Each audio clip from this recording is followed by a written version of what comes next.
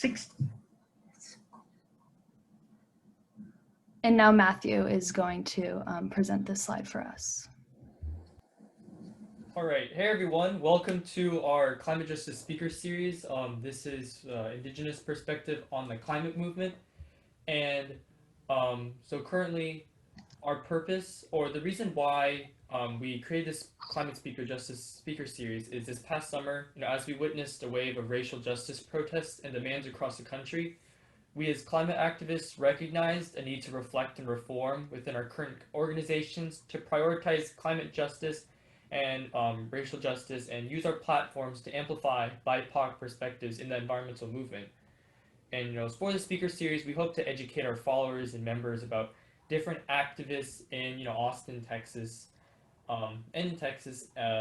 to amplify their voices. And you can read our goals here, and you can also find our pledge on our respective organizations' websites and Instagrams and social media. Yeah.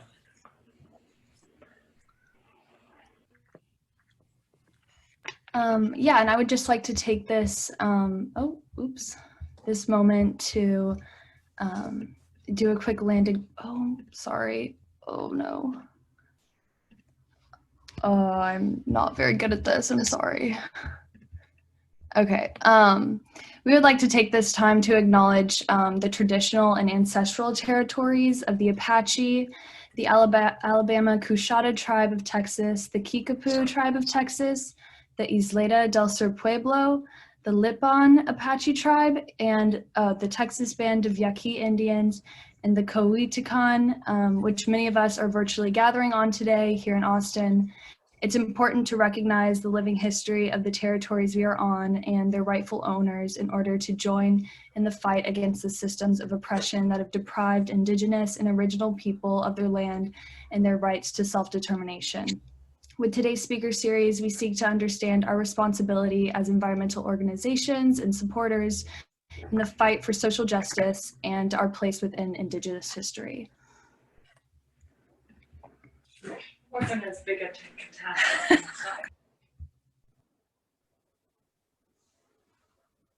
Elby, if you can click share screen. Awesome. So today we have 4 amazing speakers, Indigenous leaders. We have Juan Mancias, the tribal chairman for the Carrizo Comecrudo tribe of Texas. We have Melissa Zamora, representing the Calpuli, Ehecat, Papalotezine, with the people of Mexica. And we have Love Sanchez from the Karankawa Kadla tribe, and Eddie Garcia from the Estopna. And if everyone could hold their questions for the end, you can send them into the chat, but we will have a section in the end where we will hear all discussion questions. Started last week. And if everyone could also mute themselves and give our speakers great attention. So Juan, if you would like to share your screen and take us off.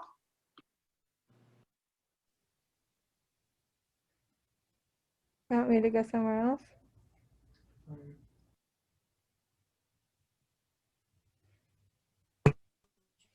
Sorry, trying to get it done here. Trying to get my screen done. It says only the host can share this. Hello, everybody. My name is Juan Mancias. I'm the Carrizo Comecrudo tribal chairperson. And it keeps freezing. Can you hear me? Mm-hmm. Can everybody hear me? Because it's freezing. Yes, yes, we can. Okay. It says switch to active speaker. I don't know how you do that. Juan, you can now share your screen. I'm sorry? You can now share your screen. Okay. Okay. Are we there? No. Juan, if you would like, I can also present your slides as well. Okay, please, if you don't mind. Okay, just tell me next screen when you're ready for that. Okay, no problem. Our whole objective here for the last, I guess, since 2016 was to kind of correct the narrative. It says correcting the narrative, but it's more like changing the narrative. And we are the Ishtokna. That's what we call ourselves in our language. And we've been a part of Texas history prior to it, when we called Texas Somisec. And we're prior to other tribal nations forced relocation to the area. So we've we've had we have our stories of all the village sites, along the coast of on both sides of the river, and all the way up the river, all the way down to what they call Las Puntas del Sur, which was the meeting of the three rivers, the Pecos, the Devil's River, and the Rio Grande, where they come together there, just outside of Del Rio and Comstock. A lot of the paintings that are on these sites are interpreted in our language, all the way up into adobe walls, where the paintings start changing more into plains paintings, and so we're part of everything that is here. So instead of starting out with prayers and because we don't have a word for prayer in our language, we do say I remember, and so that's why we do a lot of these things. So that we still remember, we still continue to be connected. That's why we have the sorry, excuse me. That's why we have the stories of our people, and we continue to have those stories, handed down and shared along with everybody. And my mom, who was 95 years old, she passed away about 2-3 weeks ago, and we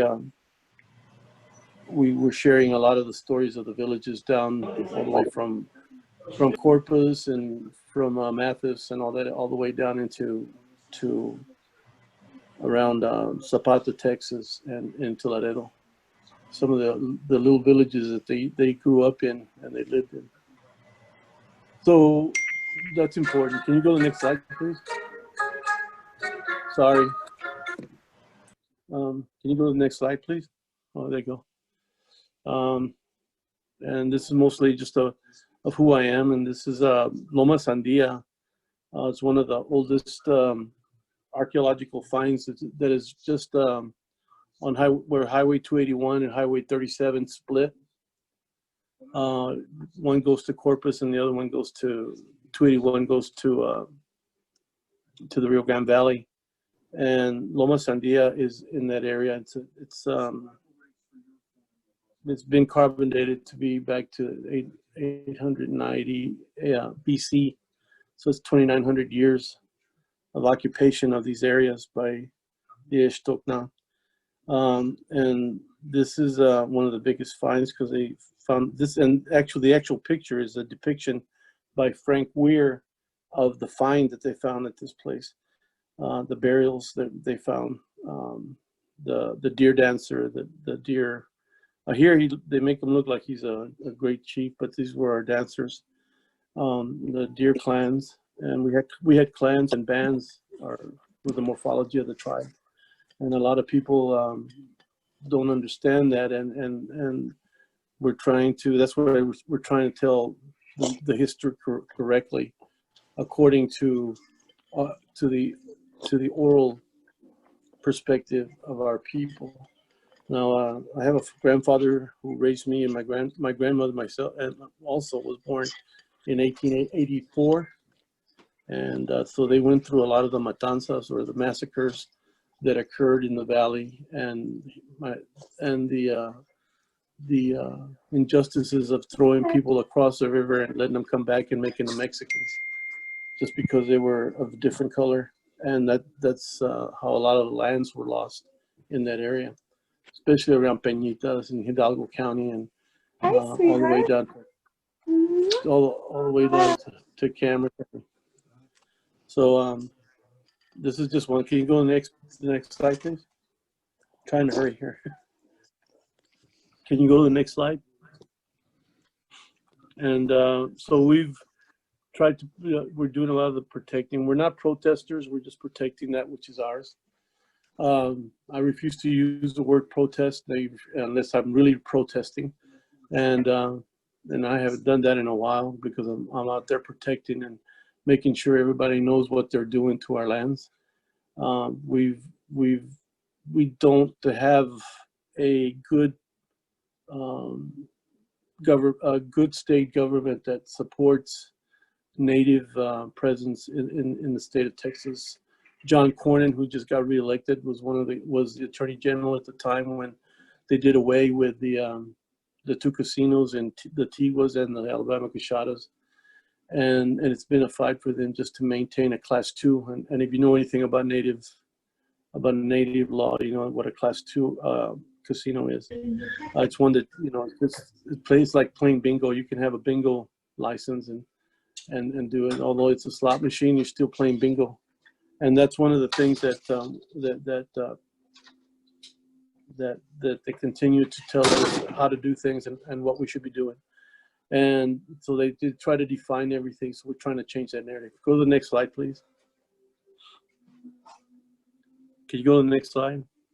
And these are the 28 laws that well, you just went through it, but there was 28 laws that were waived. You know, these laws were waived as we stood at the border trying to protect the border and from any more desecration of sites in that area, because they kept digging. And again, they're destroying the land and the wildlife there, because we have connections with that wildlife. It means something to us. And then also includes the plant life. A lot of the sacred plants that we used, including peyote, that's just one, has been you know, decimated because of farming and because of ranching and because of now of gentrification, of urban gentrification.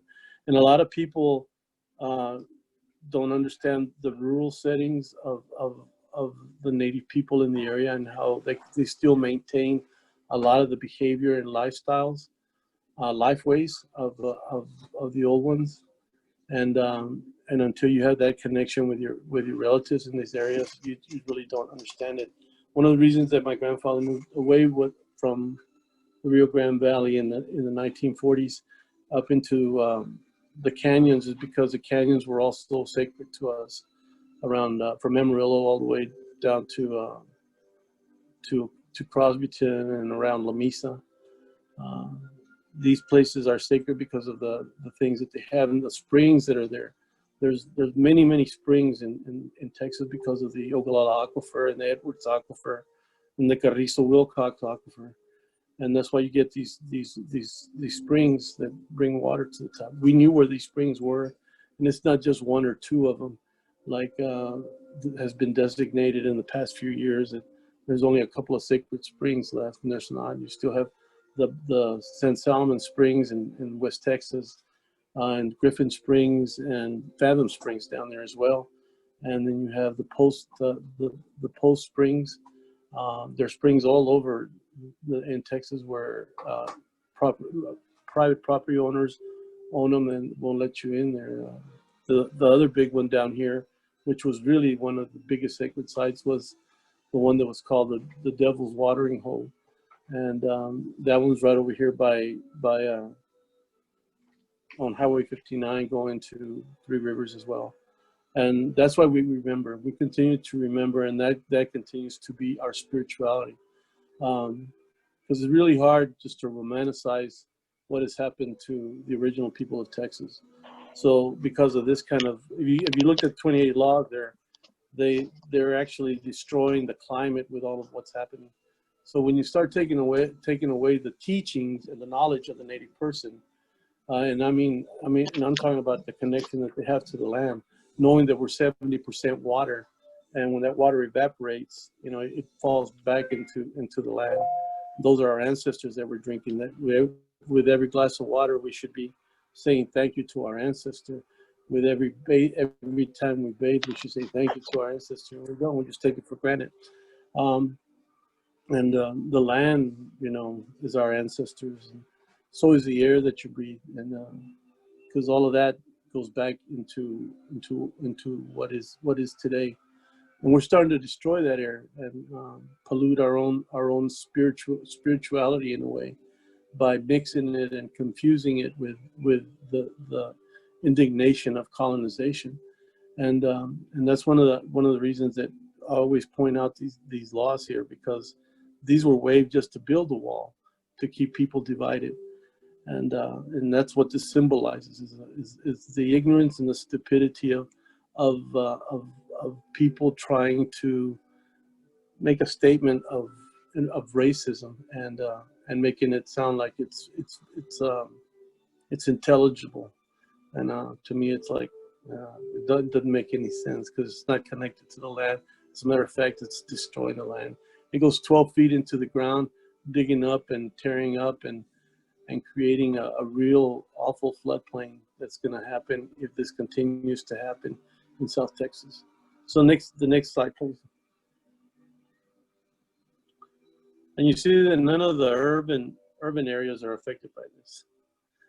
And this is the Devil's River pipeline. This is what we saw probably about a month and a half ago, before it went into the ground.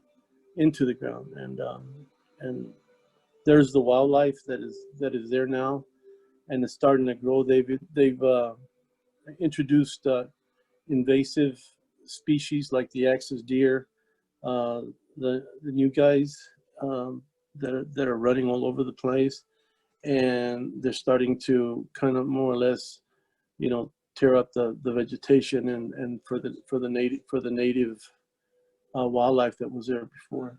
And they've done that a lot in the Devil's River and in the Big Bend area of killing the animals that they've introduced just to reintroduce some more. But like the elk and the buffalo are all gone. The cougar's almost gone in that area, in those areas. The bears are coming back, but apparently they're calling them Mexican bears because they're checking their papers, I guess. I don't know.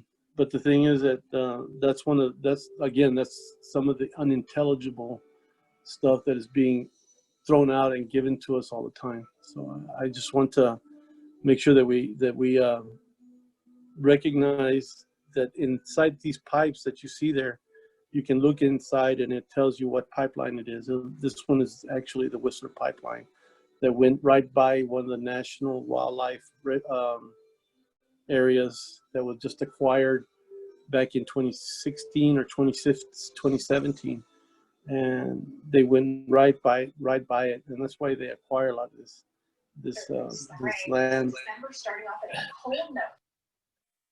And then there's another one that the Texas Parks and Wildlife also bought, the Yoakum lands up around the Odessa Permian area, and those areas are also now being used to run pipelines through there and doing a lot of fracking. And I think if you go to the next slide, you'll see a lot of the information. Just let me know when my time's almost up. But again, you see the Whistler pipeline. Go to the next slide, and there it goes right there. All of this now has been dug up. You see along it right there. This is the powder that we were actually breathing in when we stopped on Highway 277. That's Highway 277 going from Del Rio to Sonora, and it was running right along that side. And if you can see that ridge there, that's one of the sacred sites that of our people. But now they're also putting windmills on top of it. Anything to get the resources to keep the cities, the urban areas going. And that's why for me it's just trying to find alternative methods to energy is important. But if you look in the back, you can see the haze. There's a haze along the back, all there. It's coming from this sand that they're putting up in the air, and it's coming from back in the back here, closer as you get closer to Sonora, or you'll see the actual fracking that's already starting in that area as well. And we've been trying to keep them from doing that. But the Whistler pipeline is an intrastate pipeline that for us is not, they're finding loopholes to build these pipelines. This one's going to connect to the Valley Crossing pump station in Agua Dulce. And from there, they're going to pump the fracking gas into the LNG pipeline, which will be Valley Crossing pump line that is running to the LNGs in Cameron County, in between Brownsville and Port Isabel, which is one of the last, pristine beach areas in Texas that is left, that doesn't have the refineries like in Corpus is starting to get, and Galveston already has, and the Cheniere LNG that's over there, and also in the along the Gulf Coast. So we're trying to prevent this, and we've done, and I think we've done a pretty good job by going to the banks and asking them to divest from this. We were very successful in France to get the PNB Paribas to divest from all fossil fuels in the future, and we're working on Macquarie as well to divest from it. Sociedad General, we just found out, also has investments on this pipeline, and they're the ones that are the financial consultants. They call themselves consultants for the Rio Grande LNG in Cameron County. So we go to the next pipeline, next, please, next line. Sorry. Yeah. Just a heads up that you have 2 minutes left of yes. presentation. Thank you so much. I saw it. Thank you. And so this is a Permian pipeline, and also running right next to one of the Gulf Coastal pipelines, which run into Galveston. Go to the next.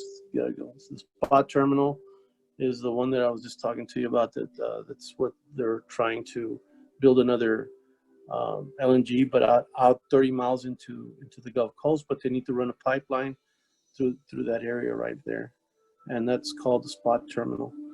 And it's also right out there on the Gulf of Mexico. Next one, please. Next one. Next. Yeah. Of course, we're doing all of the. Keep going. Yeah, giving you all these historical sites. Some of them are very, very erroneous and very misquoted because they never got the native perspective. It all comes from a very colonized white perspective, and this is what you get to end up with all of this stuff.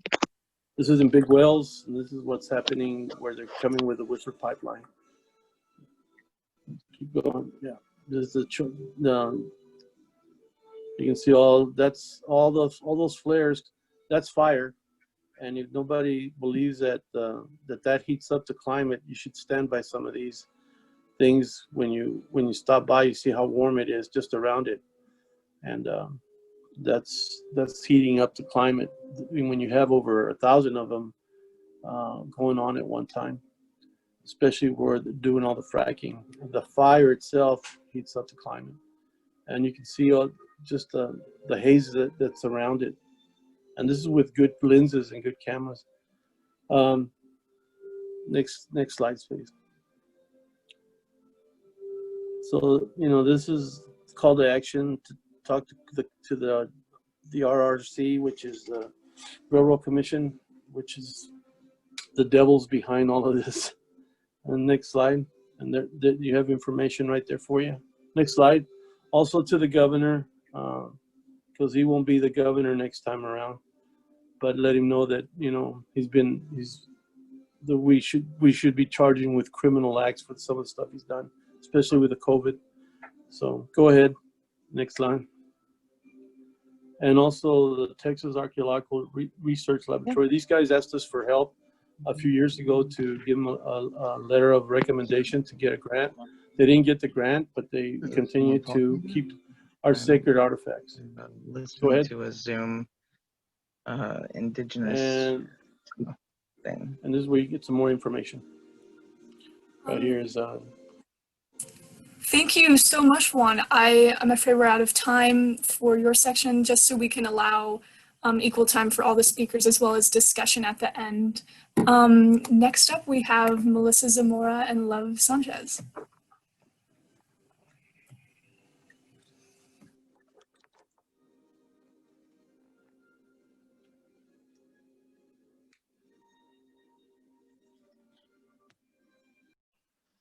Well, I want to talk about that first, though, because it's fascinating to see how much he grew. He came from. Hi, can you hear me? And Love, can you just say hi so I know that we can hear you as well? Oh, yeah. Hi. Get out of there. Okay. Hey there. Sorry, my dog was going where she wasn't supposed to. Okay, so thank you everybody for joining us today. Thank you for inviting us to speak. Let me figure out how to put this to present. Okay. And thank you, Juan, for giving us another perspective. It's always good to hear what we're working on, especially in Texas. So this is another Indigenous perspective that we're going to be giving from Corpus Christi, Texas.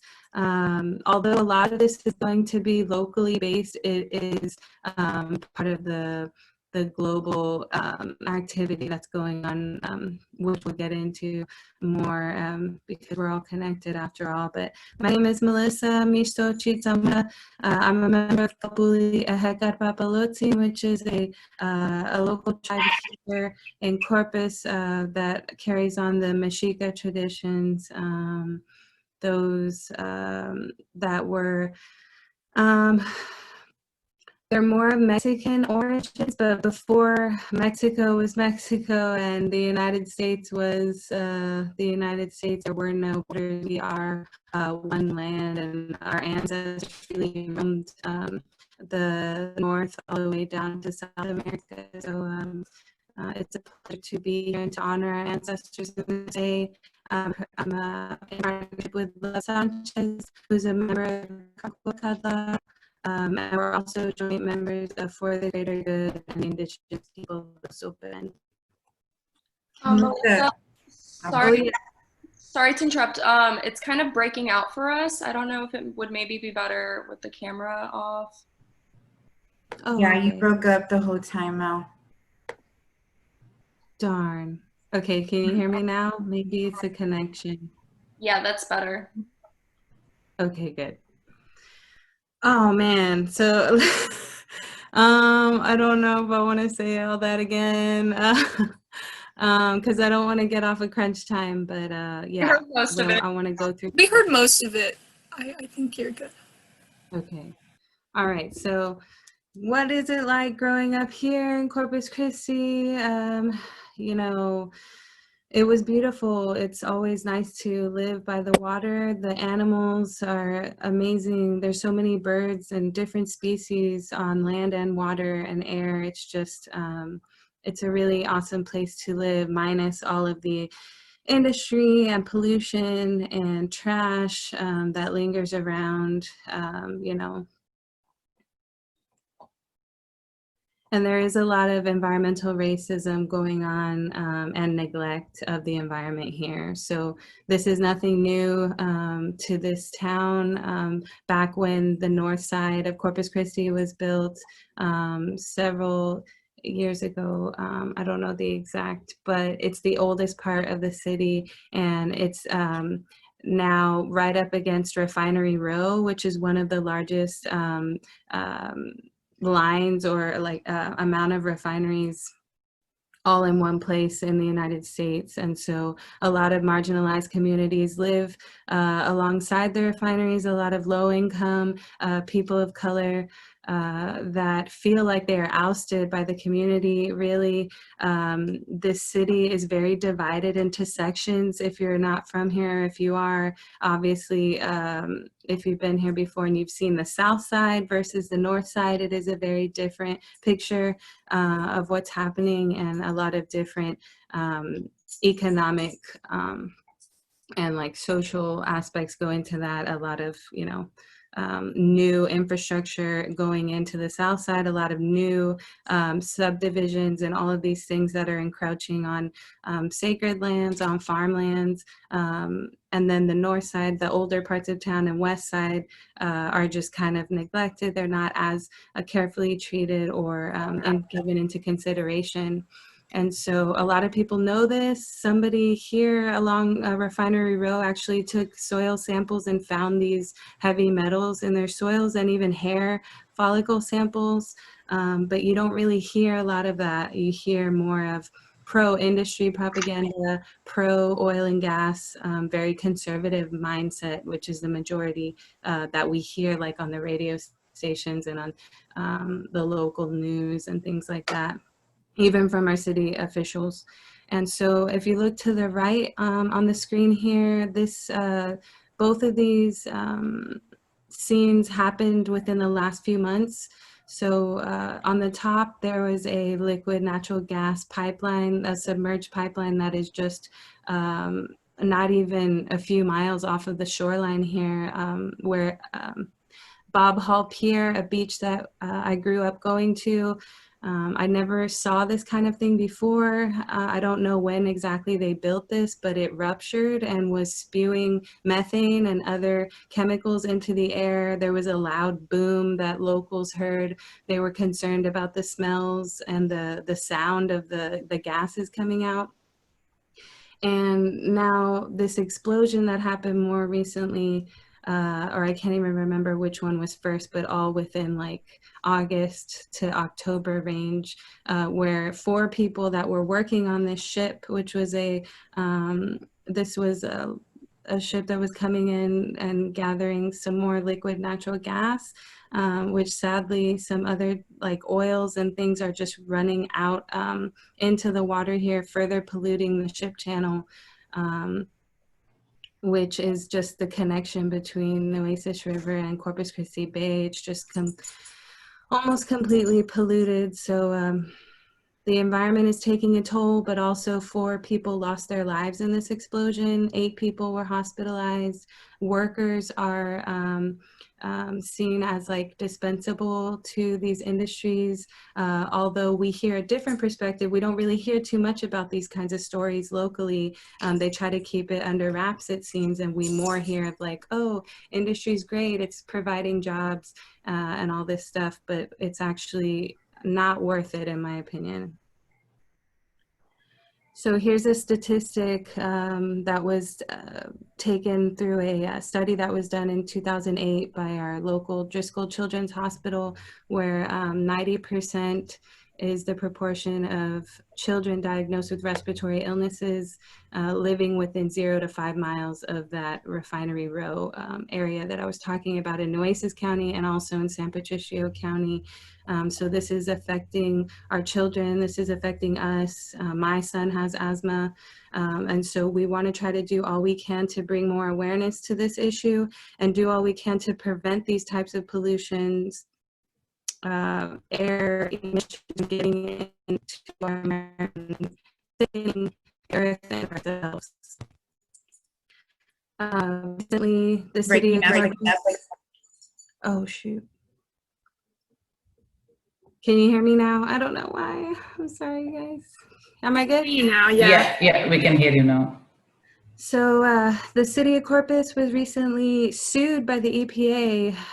A lot of neglect with our infrastructure, with our sewage line, over 1,100 miles of sewer lines left unmaintained and therefore discharge a lot of raw sewage into the local waters here. So this isn't good. We recognize that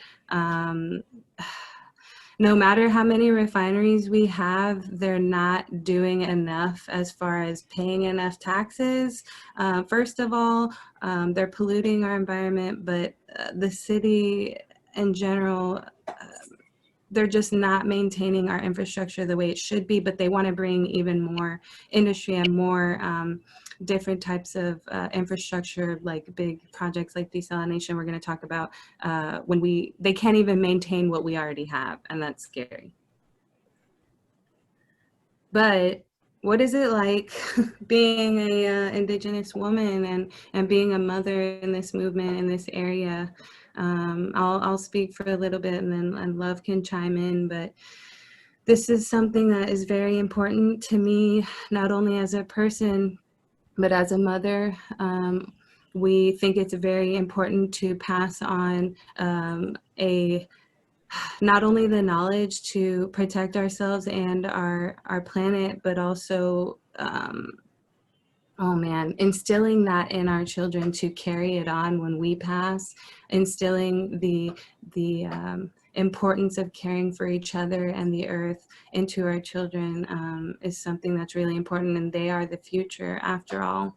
So we like to include them. When we went to city council meetings here on the left before COVID, this was here at a recent, like a water boil, not recent, actually 2016, where we had a series of water boils because of industrial contamination.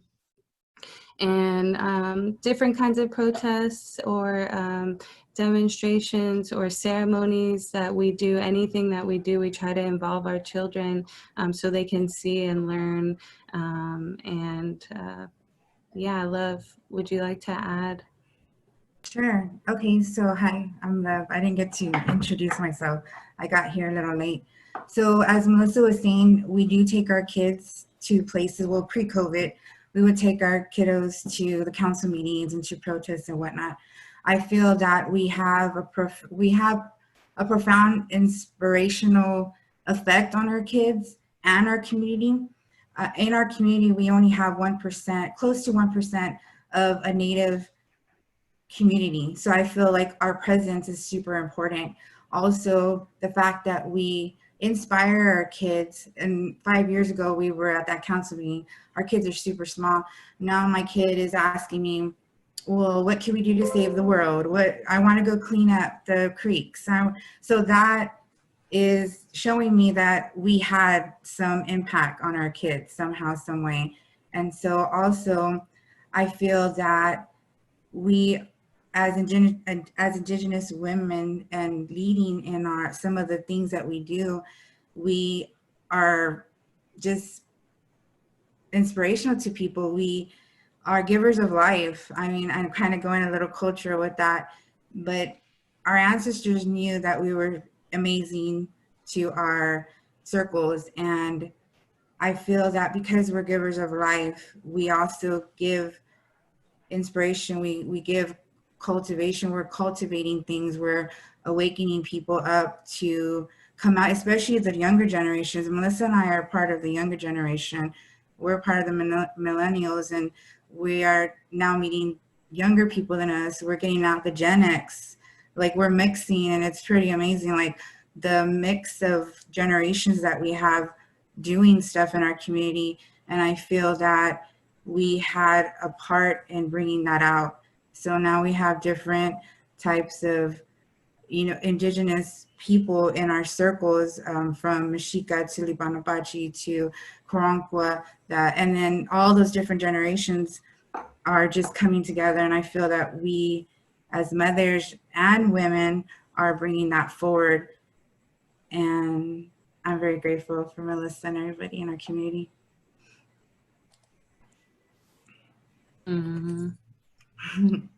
Thank you, Love. Yes, I'm grateful for her as well, and to find others with like-minded individuals here. Like I was mentioning earlier, the predominant culture in Corpus is very conservative, very pro-industry, and very pro-Anglo. The culture here historically has been, at least in my family, they were ashamed of their culture. They were scared to share it with their children because in fears of being oppressed and fears of being beaten or ridiculed.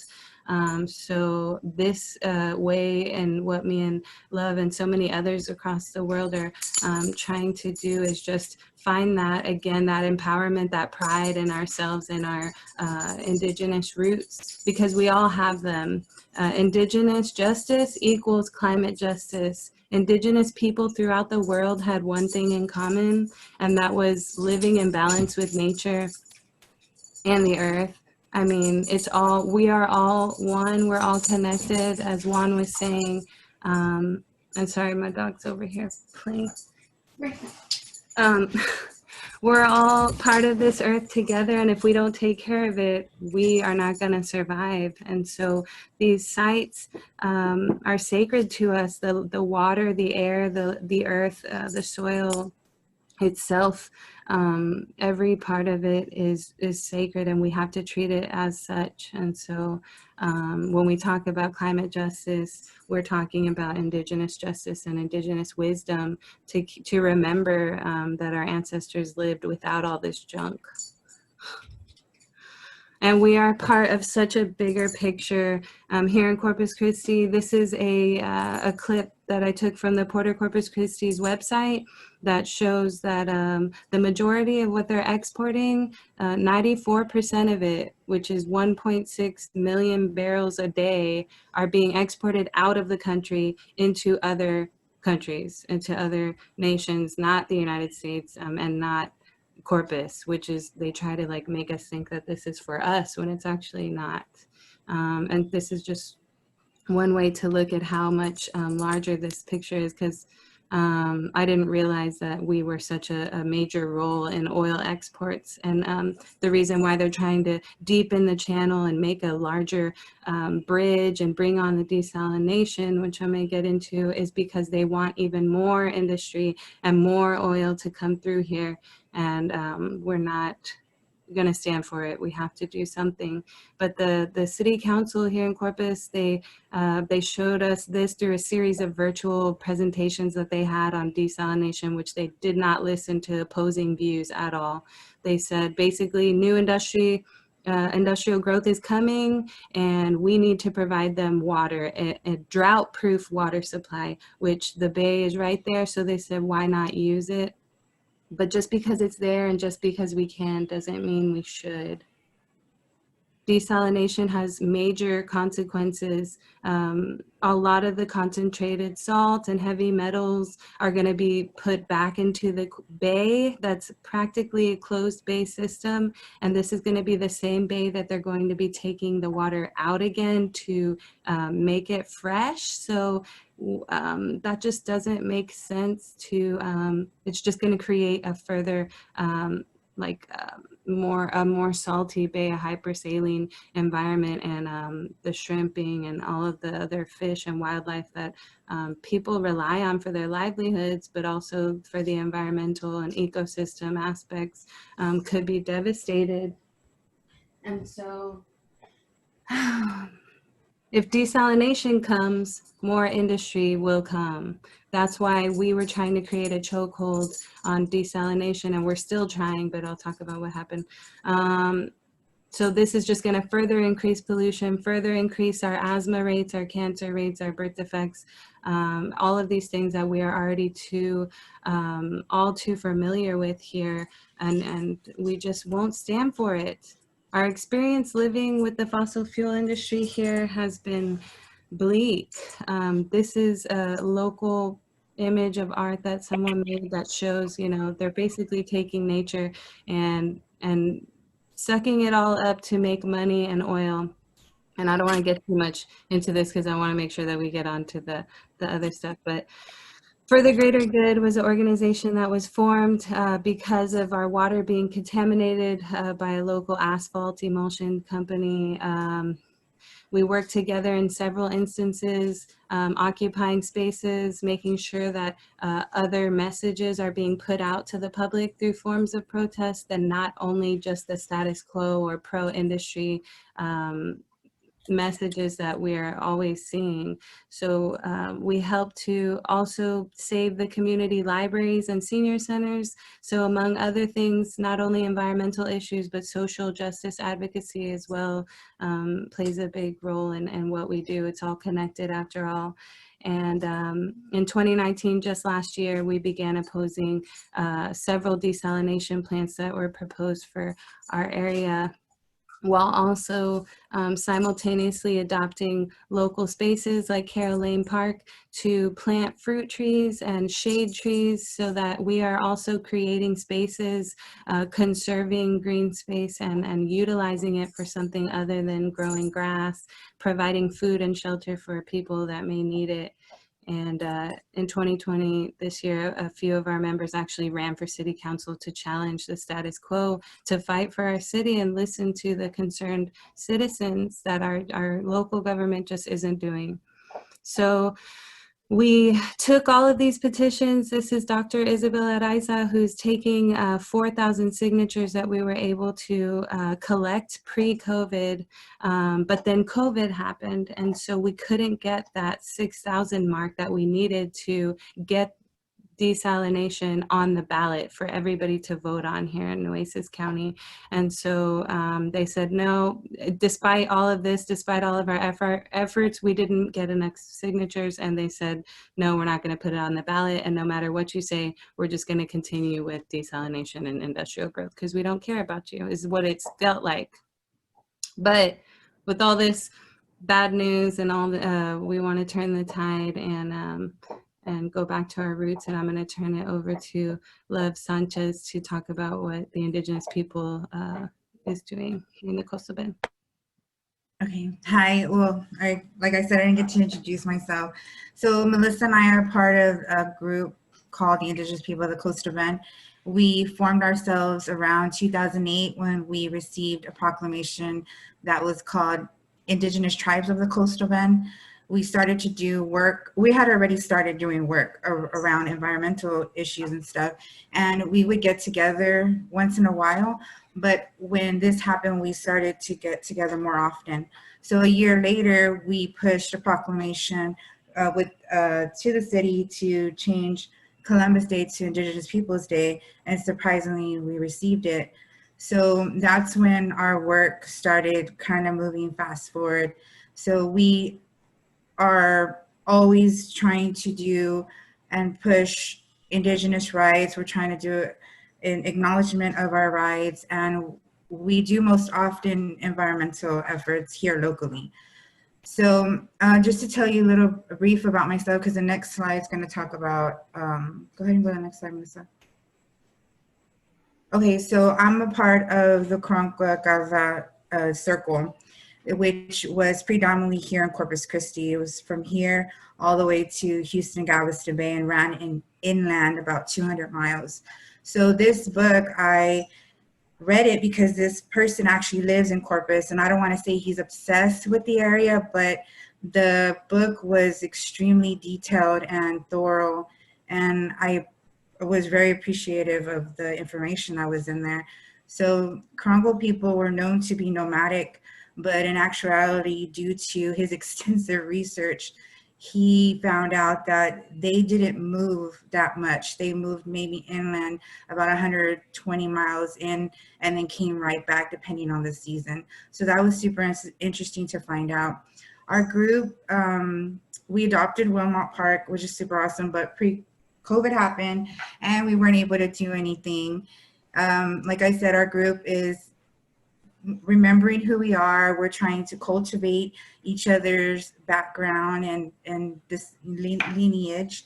That's one thing we do. And right now, the reason why I'm mentioning Karankawa in a little bit of detail is because we're working with Sierra Club, trying to get antiquity marker on an area that is connected to desal. So as Melissa was talking about, desal is trying to be pushed here for the expansion.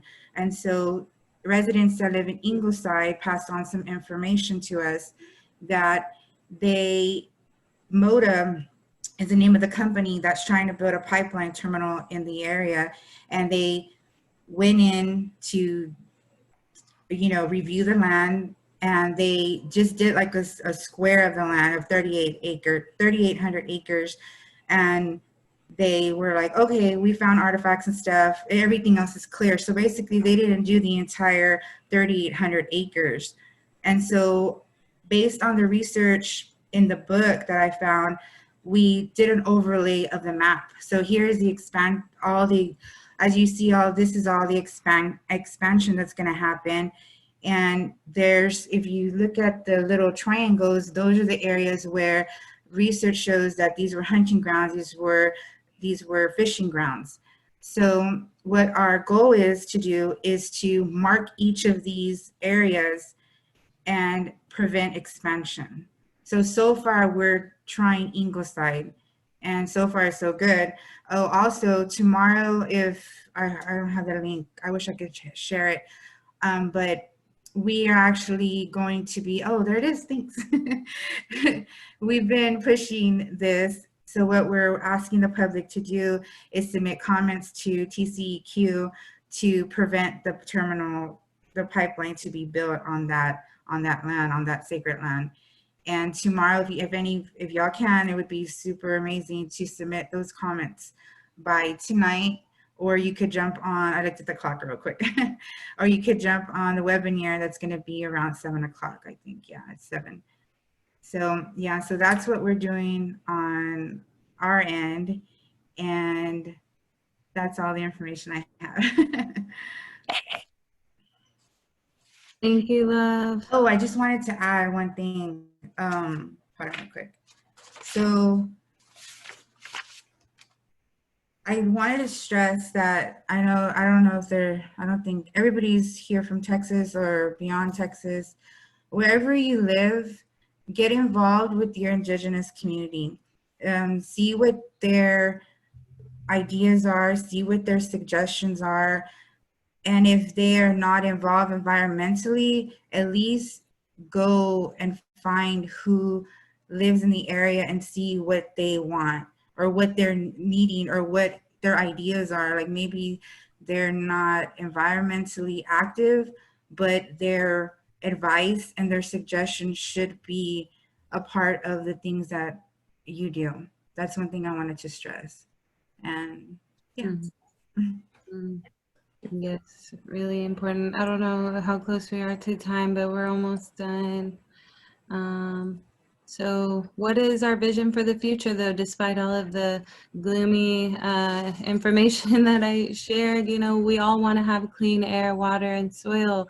We want to invest more in renewables and alternatives, renewable energy, but also alternative products besides plastics and all these different things that we could be doing with the land and with each other versus destruction. Collaborate more within our communities, create more green and multifunctional public spaces, advocate for wildlife and habitat protections, demand a just transition for all industry workers. That's something that I didn't mention, but we do know a lot of people that work in industry, and sometimes they feel like they don't have a choice, that that's the only high-paying job that they can get. That is something that needs to change, and we need to demand better for our workers and give them a just transition, create diverse job opportunities through that, all different types of things we can do together, and just become independent from fossil fuels. Eventually it will happen. So Tlatokamate, thank you. You can contact us via email or Facebook. Here's all these different Oh, it's on a Zoom meeting. I can't do that. I can just turn it down. I forgot. It's like I'm so used to. Thank you. Thank you so much to Melissa and Love for such wonderful information. Next up, we have Eddie Garcia.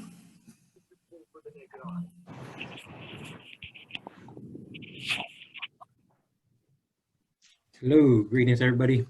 My name's Eddie. I'm a Stokna, also known as the, let me say that properly, a Stokna Somisek. That's also known as, in our Spanish and English mix, it's Carrizo Come Crudo tribe of Texas.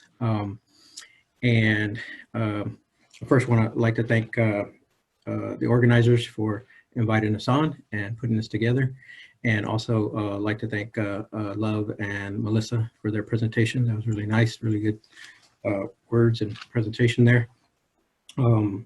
Also, I have to first also acknowledge Juan B. Mancias and also Julia Ness and Krista Mancias, who are our head people, head man, head women of our tribe, for all that they have opened up to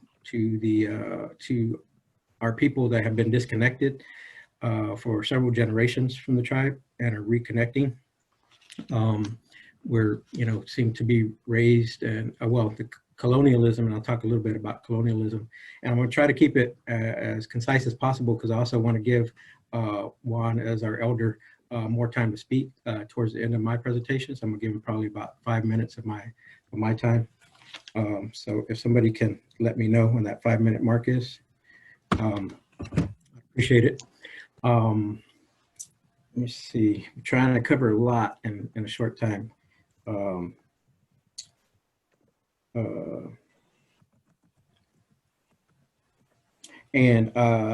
I also want to give total props to Juan and some other ways also, is that, and not just because he's our tribal chairman and an elder in my tribe to me, he's just sincerely, I'm saying that he's one of the most dedicated, hardworking people that I know that is doing their best to give a future for the younger generations and the future generations.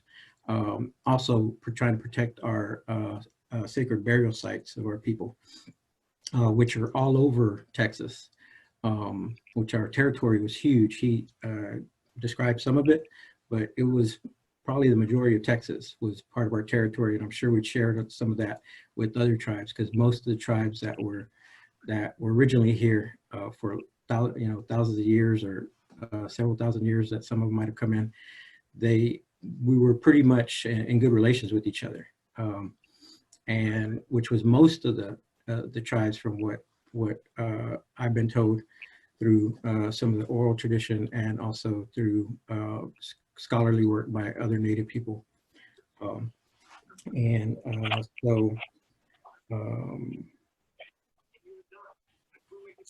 the other thing with Juan that I want to point out is that, he's also one of the most creative people doing this kind of work, and have been extremely effective in it, in getting a huge bank in France, convincing their shareholders to divest from fossil fuel projects and LNGs in the what's known as the Texas Rio Grande Valley. And not only that, now they've also are divesting from all fossil fuels, and now are planning to invest into green, sustainable ways of fuels and things like that. Let me see here. The other thing I really appreciate about Juan too is him doing his best to make our people feel comfortable on our lands, because the system makes everybody else feel comfortable except us, except people of color. But this is, these are our ancient territories. This is our homeland, of Somisek. And that is that's awesome. That's very affirming to us as human beings, and something that we really need right now, because the amount of colonialism and racism that we have to deal with on a daily basis in every aspect of life is totally demoralizing, and it just kind of slowly kills your spirit, And I guess I want to talk some more about that. As the colonialism is that environmental racism, and there's been a lot of talk right now about the environmental racism. That's what people think about as environmental racism. But pretty much everything in the society is environmental racism, because it's associated with colonialism. And colonialism and environmental racism are pretty much almost one and the same. And it started with that whole idea, however many thousands of years ago, where they got this wacky idea that humans are supposed to master the world, master the natural world, master all the other species, and be dominant over them.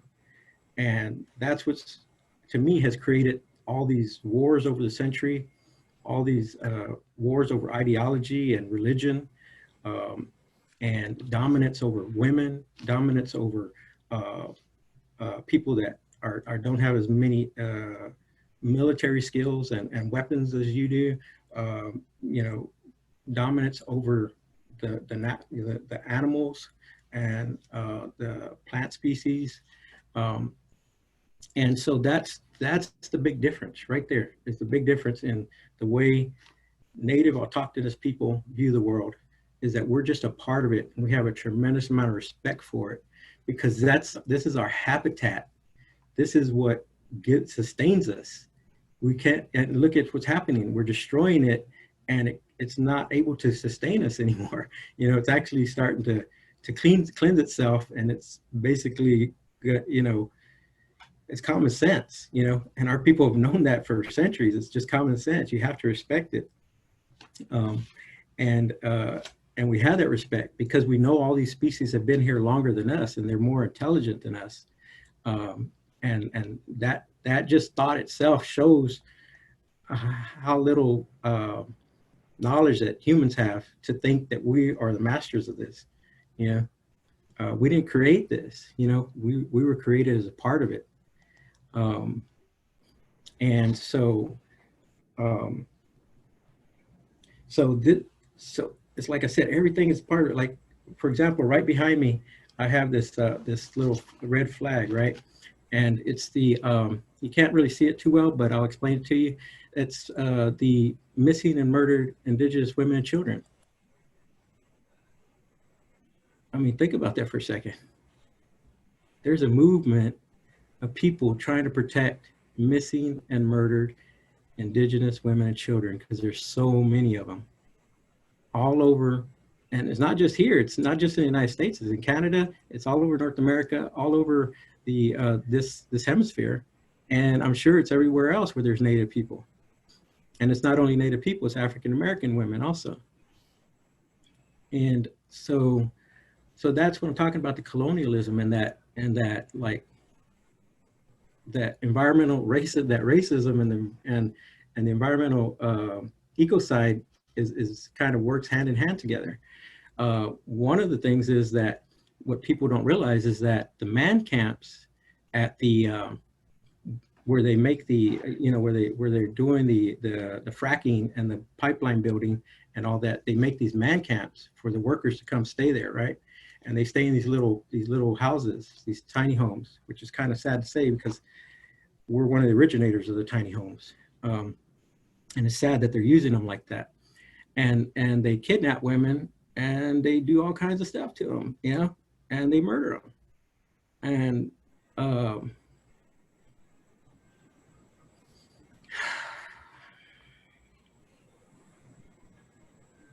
And this stuff needs to stop, you know. The ethnic cleansing and the genocide has to stop. And we could use all y'all help in helping us in this. You know, we need to find ways, as Love and Melissa said, working together, getting involved, you know, and getting past boundaries that keep us from working together. Because our future is at stake, you know, not just our people, you know, our people, yes. Every time they destroy something, they're destroying part of our identity. Because every piece of this land is part of our identity. We are this land. You know, that's what autochthonous means. That's what real Native means. Because our people have been here thousands and thousands of years. And our whole identity is built, is completely connected to every aspect of the land, even the climate, even the clouds in our territories.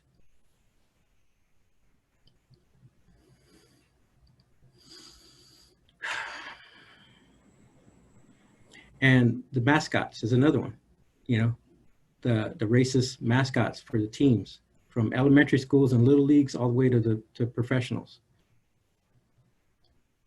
with red skins, you know. People don't realize what that means.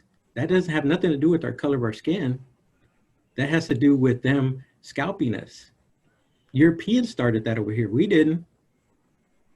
And the reason they started it is because they were killing so many of us, they couldn't bring us in to prove that they had killed us because there were so many that they had to carry. So they had to just start scalping our heads to show, hey, we killed 150 of these people, these human beings. How much are you gonna pay me?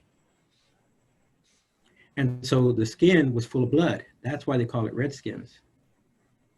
And that owner of that team, he knows that. He knew that.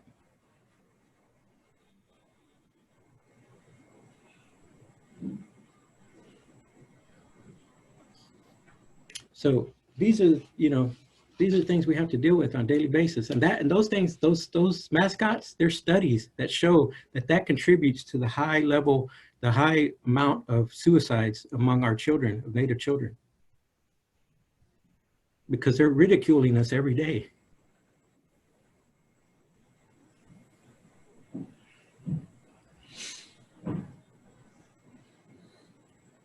But, you know, we still have it in our spirit to keep going, you know.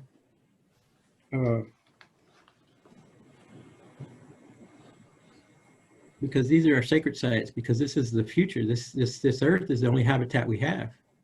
I mean, we have no plans of trying to go to the moon or to Mars.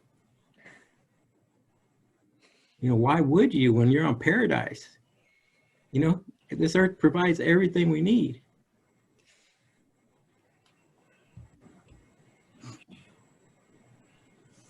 So we as now, we're considered like the front lines by the power, quote unquote, the powers that be. We know what the true power is. We're taking care of and respecting the true power. And so we're asking for your support. You know, we're asking for your support because our tribe is the main tribe in Texas that is on these front lines. We have a program that was thought up by Juan and his family members of build a village, save the earth. You know, reestablishing our ancient villages. That many vaccine doses all around. And how much time? Okay. If you'd like to hand it over to Juan, you have about 1 minute left of your own time. Okay. Let me just finish here real quick. Is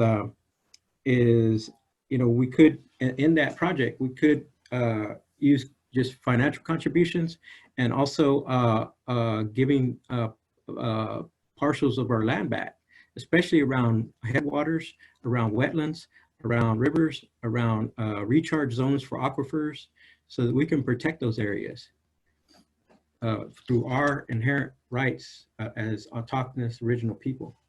So thank you so much for listening, and wish y'all all the best during this time, and look forward to working with y'all. Thank you. And Juan, back to you. Well, thanks, Eddie, for giving me 5 minutes. I just wanted I did want to clarify one thing. Sometimes, you know, this, you know, environmental racism extends from the fact that people don't really realize just how oppressive some things can be, and, you know, and get get both sides of the story. A lot of times, you know, we get a lot of information from books, and which is helpful, but you only get one side of it, because they never really asked the original people, you know, like ourselves, and for stories or for information, or, you know, what was our purpose. And it happened a lot with the people along the coast of Carancuas and Atacapas, which are also up in that area. And, Juan, I'm sorry to interrupt you, Juan, but when I mentioned the book, I just wanted to say that those were his research and facts. So I know that you're mentioning that because I mentioned that. So I just want to say, and I'm sorry for interrupting you, that he did go and speak to people too. I just wanted to mention that. Okay. And the thing is that a lot of the information, like I was saying, was that we were we were never asked, and a lot of the information was kind of lost and not lost because there were newspaper articles and things like that. But when you start putting people into bundles like the Coahuiltecos, and then you have to because we don't speak that language, and a lot of us, and especially our side of the families, we're not really Christianized until the early 1900s. We like to see the things that are to listen to our oral stories and to understand where these sacred sites are, where that information is at, and although we know, we're trying to verify it, by ourselves, because we know that it exists and we've been able to do that. But asking us, and then trying to put us with Coahuiltecos, we don't speak that language. So our language is totally different from a lot of the languages in Texas. And it was all along the Rio Grande, the Hocoam dialect. So a lot of times we have to be aware of who knows their creation stories, and who knows, what star matches what sacred site. and when you grow up in these manners outside, and always looking to the sky, whether it's even in the cold, and being told that this is important to do, then we recognize the fact that there's existent situations that we have to be able to stand up to and stand up for, because oppression comes in many ways, and of course we know that Texas went through several kinds of colonizations, and that starting with the Spaniards, who were very cruel, the Mexicans, who were very cruel to Native people, and then of course then came the Texans, who wanted to get rid of all the Native people. And then of course later, when the annexation of the state of Texas came in, it was just a time to be able to recognize the fact that we were still trying to survive, and they didn't honor any of the treaties that were made with either the Republic of Texas or Mexico or Spain, and so we just didn't exist at all, and they started trying to take away everything was there. But through time, a lot of reference, to tribal existence is still there. So the whole idea of romanticizing, the culture can be kind of strange. All I was taught was that, my spirituality lied in the blood, the sweat, and the tears and the anguish that my people felt and went through. And it's on the walls. You can go to Post Texas. There's a painting there that shows, where they're cutting the feet and hands of the Native people at the missions, and it shows, the Mothman, symbols that can only be interpreted, through the language. And even though some of the language was recorded in 1886, there's so much of it more that wasn't. And so a lot of times, we try to maintain security of it, and maintain and protect even that as much as possible, because everybody wants to be a leader and a chief, and for me it's just like I'm only doing what I was born to do, and I do believe that I think it's important that we maintain an ideal the colonization that we've all gone through. I remember going to school and being told I couldn't speak my language, even to my brother, and being kept after school because we spoke the language. And then, you know, being around a lot of the Spanish-speaking people, and sometimes getting upset because we didn't speak Spanish, and and we tried our best, even though that was one of the languages that we learned as well.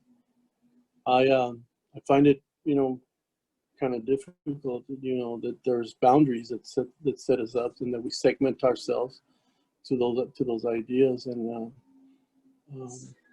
you know, we have county lines, we have state lines, we have international boundaries that at one time didn't exist, and there weren't places like Mexico, and there wasn't places like the United States of America, or, you know, Canada, or anything like that. It was just a place where people could meet and just by their word be able to survive.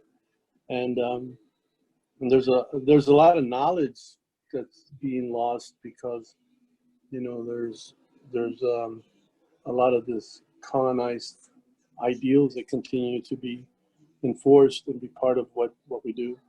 And of course, a lot of it comes with being judged through this Christian attitude and mentality. So I try very, very, very hard just to try to maintain a you know, a perspective that is tribal with and has a tribal identity, and that does maintain some kind of strength to being connected to the land, like the water, you know, and the air, and the land. And so I really don't look at these boundaries that are set up, you know, by colonial thought. And when it comes to property owners, I think we still have to make sure that people understand that the Spanish land grant mentality is still there, and they think that the property owners, because they have property, they own everything on it, even our ancestors' grave sites. And so we have to just be aware that it's not a grave site that like they see it or they want it, and they loot it. They sell the remains. They sell the artifacts, and they continue to kind of desecrate everything that, you know, that has old knowledge in it, and of our old ones. And you know, and I'm not.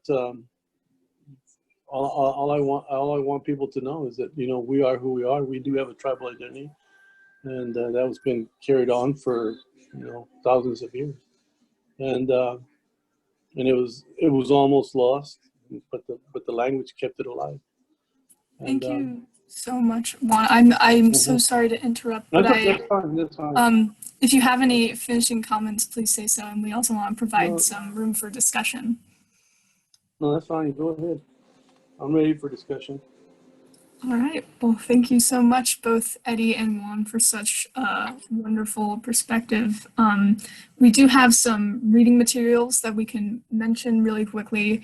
They will also be on the Facebook page for this event. So looks like someone's sharing their screen. Yes, so we have some reading materials that the speakers have picked out themselves, a couple of books: Indians of the Rio Grande Delta, God is Red, Behind the Trail of Broken Treaties, and Destroying Dogma, as well as author Susan Schoen Harjo.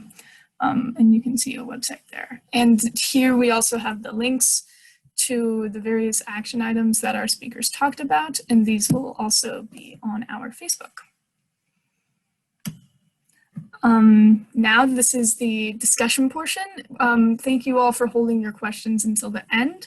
Now we invite you to write down your questions in the chat if you have any. So go ahead and do that now.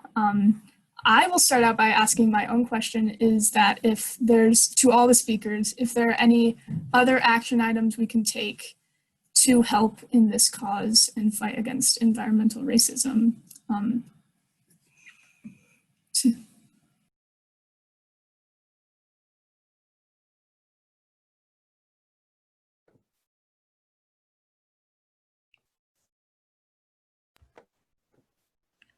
Can you repeat that question? Yeah, I was just wondering if you guys had any additional action items or requests of us to help you in this fight. This is directed to all the speakers.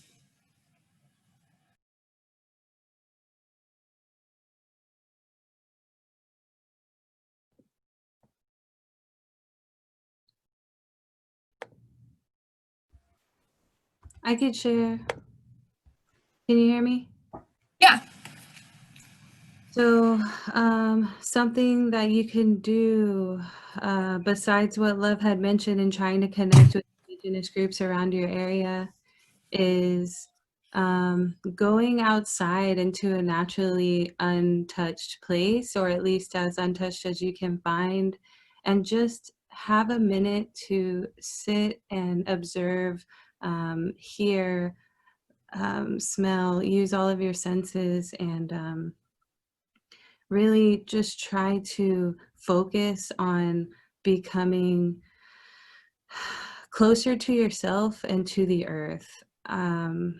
I think a lot of the global issues are internalized within all of us, and that if we take a minute to take care of ourselves, and we can learn to love ourselves, we can learn to love others and the earth as a whole.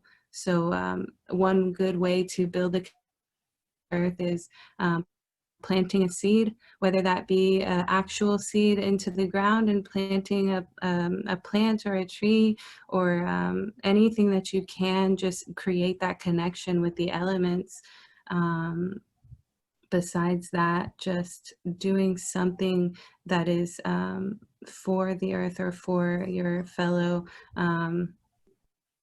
people around you. Like, I think that's just the best thing that you can do. Try to be the best that you can. I'm sorry. That's great. That's great. Thank you so much.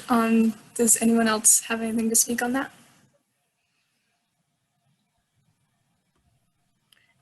Yes.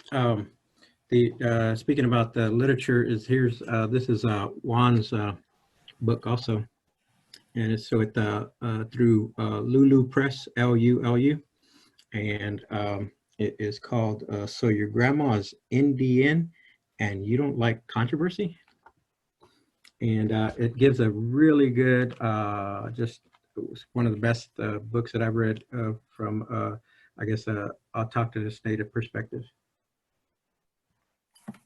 Wonderful. Thank you so much for sharing. Yeah, and y'all do have our contact information, right? Because I see a lot of questions for us in the chat. Yes. And I think well, I can we actually went to France with Terre d'Ami, or Ami de Terre, which is Earth, Friends of the Earth group from France. As a matter of fact, the young lady that brought us over there, she just got the Goldman Award, Achievement Award for conservation. Her name is Lucy Pinson.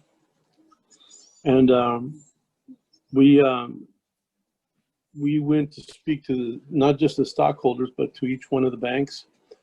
We went to, first we went to Crédito Agricole, and then we went to Société Générale and PNB Paribas. And so I got to speak to Société Générale, and they don't like me very much now because I was asking them to divest from the Rio Grande LNG, which they're still part of. And now we found out that they're part of the Whistler as well. And so we have a whole list of banks that are part of this, and they're bank subsidiaries. So it's great when the youth get involved and start making sure that people are divesting from these banks that are promoting more desecration of the earth and promote environmental racism. And of course, with what they're doing today, they're doing it without due process and without due diligence, and it means that they're not really doing any. They're not actually being pushed to do any kind of research on the land and what's going on there. They just want to pass their pipelines and their refineries and build on top of it. So I think that it's important that we start looking at who's financing all of this, and that the youth get involved in trying to get more youth in divesting from getting people to divest from the banks and subsidiary banks that are promoting this. Usually credit unions are good places to go because at least you know where your money's going there. Some of the banks are always with the oil industry and the fossil fuels. But also we've talked to Macquarie Bank out of Australia, sent them a real strong letter, and they're looking into retiring their CEO and maybe make a big difference in trying to see if they're going to be investing into that next decade as well. We've held them off for 4 years, and a lot of their stocks have really gone down, and a lot of it has to do with we continually promote this whole thing of due process because they're not giving people any warning except for writing it in the newspaper, and that's supposed to be the due process that people are getting instead of contacting them, and then they send them a letter. So I think it's important we do that. Well, thank you so much for that answer. And thank you all for coming. We'll go into some additional discussion now for about 10 minutes if you guys would like to stay on. Of course, we want to be mindful of your time, but just thank you so much to all the speakers. And if you'd like to stay on to hear more answers to questions, please feel welcome to. I wanted to answer a question that Bob asked.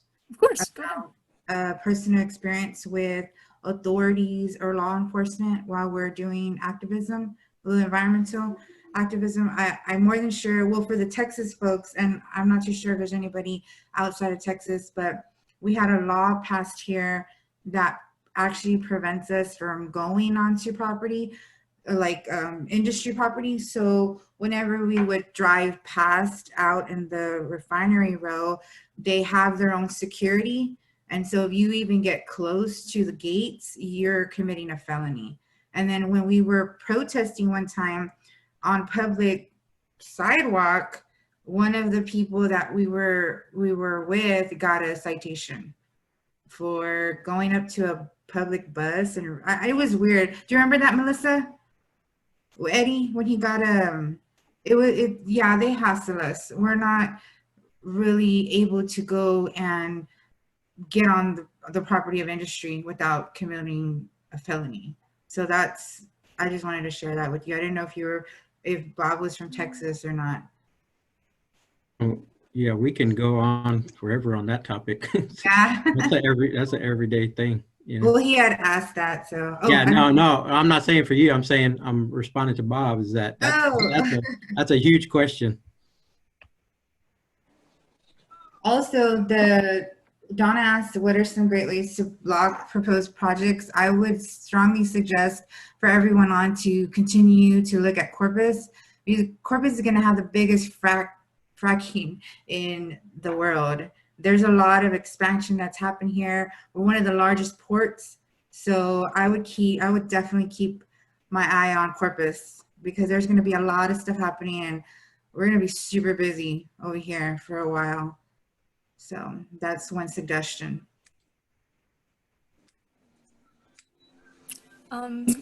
We have a question from Penelope that I think would be good. It's to Eddie, and the question is, how do you teach your identity with the land in your community, and how can we share and support this perspective across cultures and to the rest of society? I'll allow Juan to answer that one if he'd like. If not, I'll answer it. Yeah, go ahead and answer, man. Okay, I think it depends on who it is and what group is asking or what individuals are asking, and and we're open to go to speaking, especially now that we do a lot of Zoom stuff instead of traveling so much. Because majority of this stuff from us is all on, and a lot of people that do this type of work is all on our own hard-earned money and our own free time out of trying to survive, working 9 to 5 or working multiple jobs or whatever. We share about some of our heritage and all that and our story, and then especially what's happening now. But you know, a lot of this is really part of our identity that only people that are very sincere and humble and respectful will come, and especially if they really want to be committed, they could become, you know, start learning from us. But that takes time, and that takes we watch, you know, we have to see people's character and intentions and things like that, because there's a lot of appropriation of our so that's a whole nother part of the environmental racism or the environment of racism, and it's just kind of stealing our information. And there's tons of people that come in and talk to Juan and others of our tribe and ask for information, and they take it and they never give credit. A lot of them make money off of it. Yeah. Thank you. I'll stop there. I just want to add to that. We're still going out there. Like we're going again out next week, and probably be out for about a week. Chasing that Whistler pipeline. If you're willing to meet us somewhere, and we can explain to you what's going on.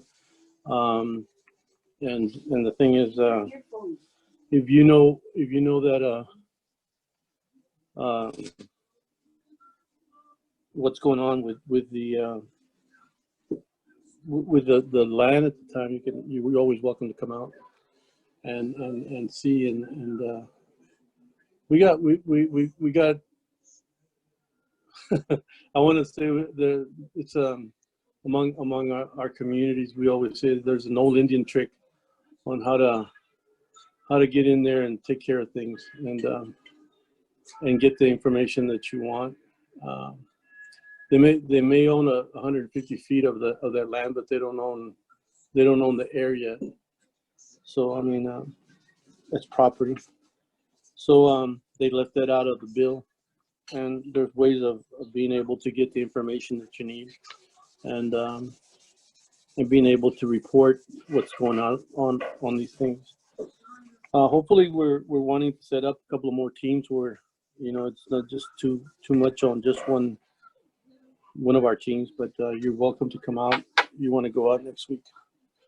Let us know. Maybe you have time. I don't know.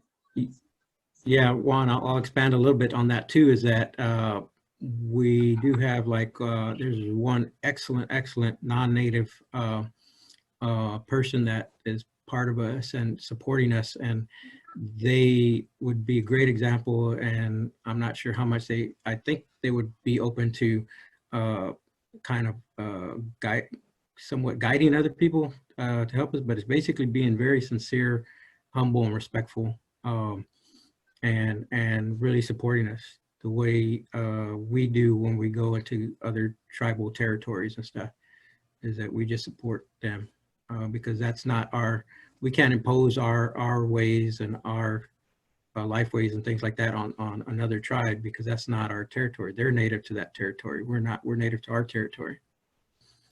So just like you go to another country or something like that, you don't go imposing your stuff on them. You support them and the things that they need in their area. Right. Here's another question from Veronica. Juan, can you talk more about getting the French bank to completely diverge from fossil fuels? How did you get in contact with them, and what do you think got them to switch? Well, I think I already mentioned we did it through Friends of the Earth out of France, and we're still working with Friends of the Earth, and also working with the group out of Ireland, because they were fighting an LNG as well. And so the people from the Sierra Club, Becca Hinojosa down there, has done a great job of maintaining contact. But we've been able to identify a lot of the stuff that's been coming out, and Sierra Club has been real helpful in helping us on that. But I think it was Friends of the Earth who got us over to France. I was supposed to go again, but right now I have a real hard time traveling because they've already,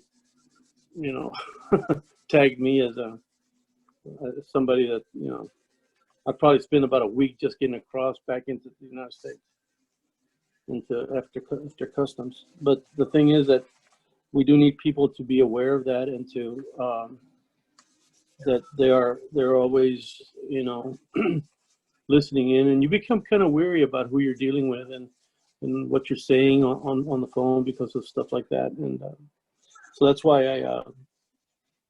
I'm real careful about people who are coming into the movements. I've been doing this for a long time, and I was with AIM, and we've been able to identify a lot of stuff, and we've had our share of people trying to infiltrate. But I learned well from some of the old Lamesters, and that's the American Indian movement people. And so I try to maintain some kind of,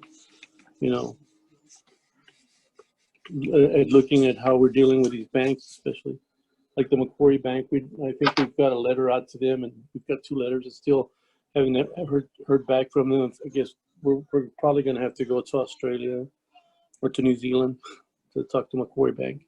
But Macquarie Bank, if you want a list of them, we'll be more than glad to get it to you.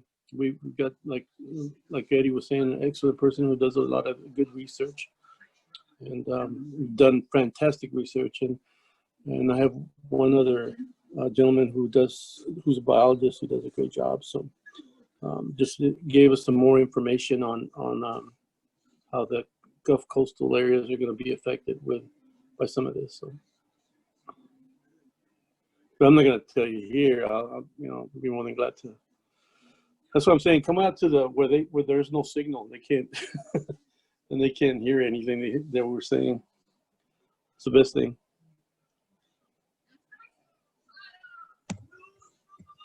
Thank you so much for your response. To conclude for today, I wanted to ask if any of the speakers have any concluding comments.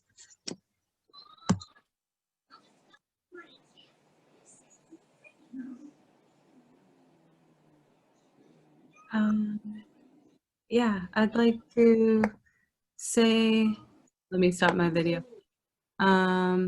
That although this was focused on a lot of indigenous roots in the Americas and Native American heritage, and just a couple of the many hundreds of tribes that were here, I would suggest that you try to research on your indigenous roots and find your ancestors as close as you can to where you came from, and learn from them in the history that we can still get either tangibly or orally. That would be my concluding. Thank you all.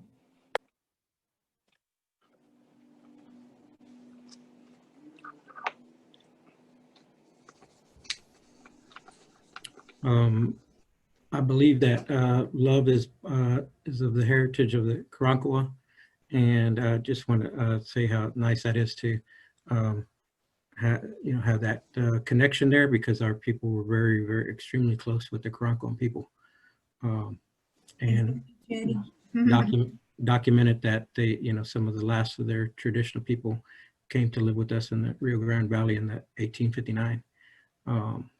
Which is kind of a sad story, because it's, because that tremendous amount of violence against them. Also, I'd like to encourage people, even if you can't find your heritage, exactly what tribes you are, because there's so much mixing, so many forced migrations, so many trails of tears. There was a lot more trails of tears than what is in the history books.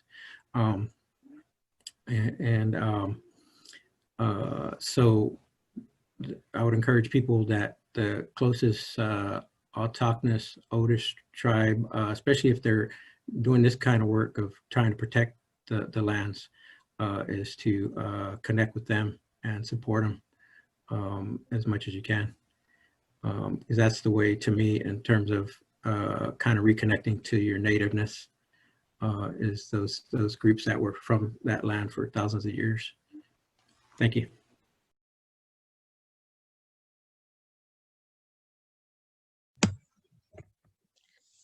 Juan and Love, do you have any other concluding comments? If not, I can continue on to the final concluding statement.